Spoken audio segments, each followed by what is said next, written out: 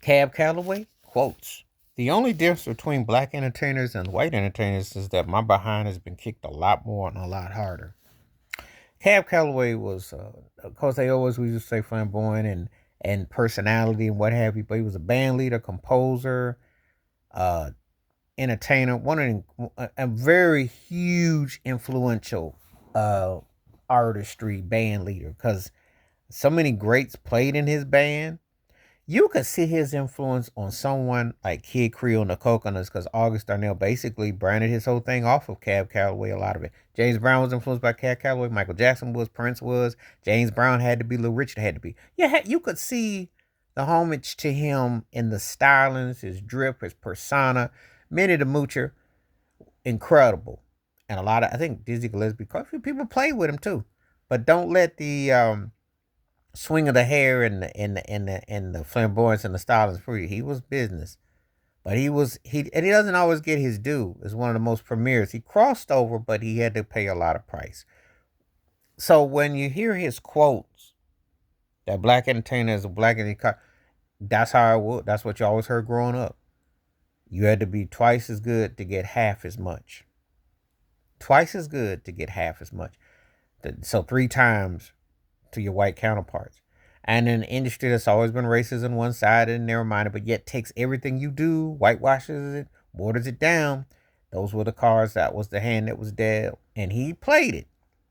Cab Calloway was in movies and music. And obviously, I remember Janet Jackson's All Right video, which was a tribute to him. There have been others that have been unbeknownst or to know. But he definitely, to the Cotton Club, which was a big deal for a black entertainer to perform at in New York back in the day, that was huge. That was huge.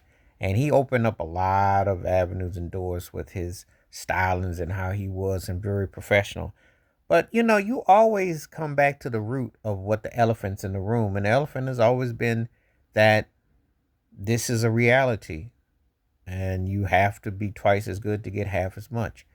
It's just the way the cookie crumbles, and it's just the way that it's one of those things that people don't like to always have to deal with or hear, but it is true. You have to hear it, deal with it, because it's one of those things that unfortunately, is prevalent, it's relevant, and so um, he had to go through it, but he didn't. Again, he didn't make no excuses. He made the most of his God given talent and ability, left a lasting impression and a lasting mark, and that's all you take that into consideration of how you feel and how you look at it.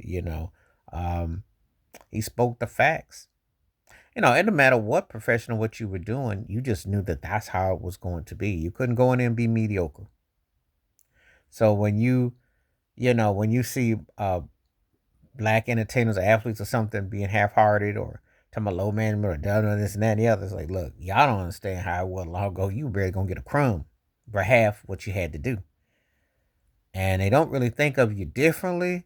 But there's money going around where they can kind of like, it's just how it is. So um, definitely take heed to what he said. And he was a man who made statements directly and indirectly, and definitely left a lasting impression and a mark. So, Cab Calloway is someone that I definitely respect a lot. His artistry and what he presented, and his truths of keeping it real. So, you know, again, please hit like, subscribe, welcome thoughts, comments, and I do respond. Thank you. Wash your hands, keep your mind clear. Watch out for another. Share it if you like. Stay safe, stay blessed, stay woke, stay free. I'm out one time. Peace.